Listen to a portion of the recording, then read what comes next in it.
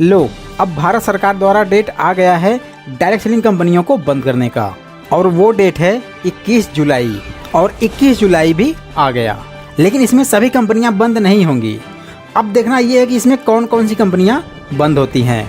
तो अगर आप डायरेक्ट सेलिंग कंपनियों में काम करते हो तो ये वीडियो आपके लिए काफ़ी इंपॉर्टेंट है, वरना क्या पता कि आप जिस कंपनी में काम करते हो कल वो कंपनी बंद हो जाए। तो इसलिए अपनी लाइफ का सिर्फ 5 मिनट निकालें और इस वीडियो को पूरा कंप्लीट देख लें और ये क्लियर कर लेंगे कि आपकी कंपनी इस कैटेगरी में आती है या नहीं। अगर आती है तो बंद हो जाएगी, याद रखना। तो अब सवाल ये आता है कि हम कैसे पहचानें कि हमारी कंपनी लीगल है या इनलीगल है, भारत सरकार द्वारा दिए गए नियमों का पालन करती है या नहीं करती है, और इसे पहचानना सबसे इम्पोर्टेंस है। लेकिन इसमें सबसे बड़ा सवाल ये है कि हम इसको पहचानेंगे कैसे। अगर लीगली तरीके से काम करती है, इन सभी नियमों का पालन करती है, तो डोंट वरी, आपकी कंपनी बंद नहीं होगी। जैसा कि आपको पता होगा कि ई कॉमर्स के बाद अब भारत सरकार डायरेक्ट सेलिंग कंपनियों पर सख्ती दिखाना शुरू कर दी है।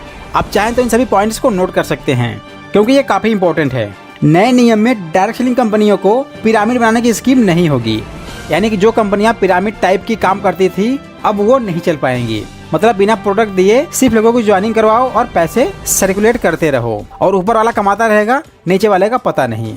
तो अब ये चलने वाला नहीं है। और दूसरा है जो सबसे सख्त है, जो कंपनियां या फिर कंपनी के लोग इन नियमों का पालन नहीं करेंगे, उल्लंघन करेंगे, उनके खिलाफ सख्त कार्रवाई होगी और साथ में जुर्माना भी लगेगा। और इसी में ये भी जुड़ा हुआ है कि जो पर्सन या फिर जो कंपनी किसी कंज्यूमर को या फिर किसी कस्टमर को अपना प्रोडक्ट डायरेक्ट सेल कर देता है, यानी कि उस प्रोडक्ट के बारे में बिना बताए सेल कर देता है, उसके खिलाफ भी सख्त कार्रवाई होगी और साथ में जुर्माना भी लगेगा। और अगला पॉइंट ये है कि आपकी कंपनी का कम से कम एक हेड ब्रांच इंडिया में होना चाहिए। अगर वो कंपनी इंडिया में काम करती है तो इसको आप फटाफट गूगल करके चेक कर सकते हैं कि क्या जिस कंपनी में आप जुड़े हैं उस कंपनी का हेड ब्रांच इंडिया में अवेलेबल है या नहीं है। अगर नहीं है तो इमीडिएटली आप उसको छोड़ दीजिए, वरना कल आप भी फ्रॉड कहलाएंगे। नेक्स्ट पॉइंट ये है कि जो आपकी कंपनी का पुराना वाला मॉडल था, मतलब कि कंपनी का जो पुराना बिजनेस मॉडल था, 21 जुलाई के बाद वो कंपनी अपना बिजनेस मॉडल चेंज की है या नहीं की है, आपको ये भी देखना जरूरी है, क्योंकि अब अपने पुराने मॉडल पे काम नहीं कर सकती हैं कंपनियां। और नेक्स्ट पॉइंट ये है कि जिस कंपनी में आप काम करते हैं उस कंपनी में कोई ऐसा अधिकारी नियुक्त किया गया है जो लोगों की शिकायतें, प्रॉब्लम्स का सलूशन दे रहा हो, यानी कस्टमर या फिर कंज्यूमर को किसी भी टाइप का प्रॉब्लम आ रहा है तो सीधा वो उनसे कांटेक्ट कर सके और अपनी प्रॉब्लम का सलूशन तुरंत ले सके। और इसके लिए हर एक कंपनियों को एक नोडल अधिकारी नियुक्त करना होगा। और नेक्स्ट जो सबसे जरूरी है, DPIIT, इस संस्था से आपकी कंपनी का रजिस्ट्रेशन होना चाहिए, और अगर नहीं है तो आप तुरंत इसको पता कीजिए, वरना 21 जुलाई के बाद उस कंपनी को आप छोड़ सकते हैं और छोड़ना ही बेहतर होगा। अब समझते हैं ये DPIIT क्या है। तो इसका पूरा नाम है department of promotion and industry and internal trade. हालांकि इसका पहला नाम था DIPP, लेकिन अब इसको बदल कर रख दिया गया है DPIIT, department of promotion and industry and internal trade.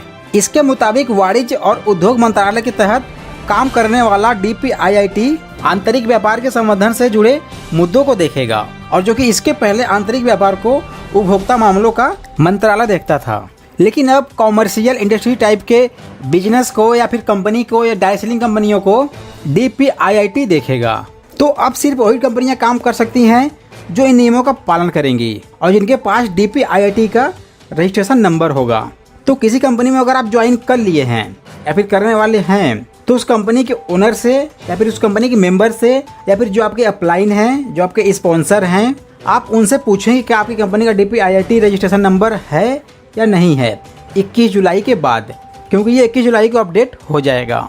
इसमें कुछ चीज़ें और भी शामिल किए गए हैं, जैसे कि कस्टमर को झूठ बोल के नहीं बुलाया गया है, सब कुछ बताने के बाद उसको प्रोडक्ट प्रोवाइड किया जाता है और उससे पैसे लिया जाता हो, आधी अधूरी जानकारी बिना उसको अपना सामान बेच दिया जाता हो, या फिर उस बंदे से कंपनी मनी सर्कुलेट पे काम करवाती हो।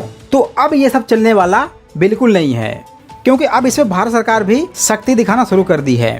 तो फटाफट अपनी कंपनी के बारे में पूरी की पूरी इंक्वायरी निकालना शुरू कर दीजिए, और कंपनी अगर इन नियमों का पालन नहीं करती है तो उसको फटाफट चेंज कीजिए, क्योंकि कोई मतलब नहीं है कि आज आप काम कर रहे हैं लेकिन कल आप वहाँ से फ्रॉड साबित हो जाएं। कंपनियों क्या है दोस्त, कंपनी आज है कल बंद हो जाएगी, कोई प्रॉब्लम नहीं है। वो लाखों करोड़ रुपए कमा लेते हैं लेकिन आपकी लग जाती है।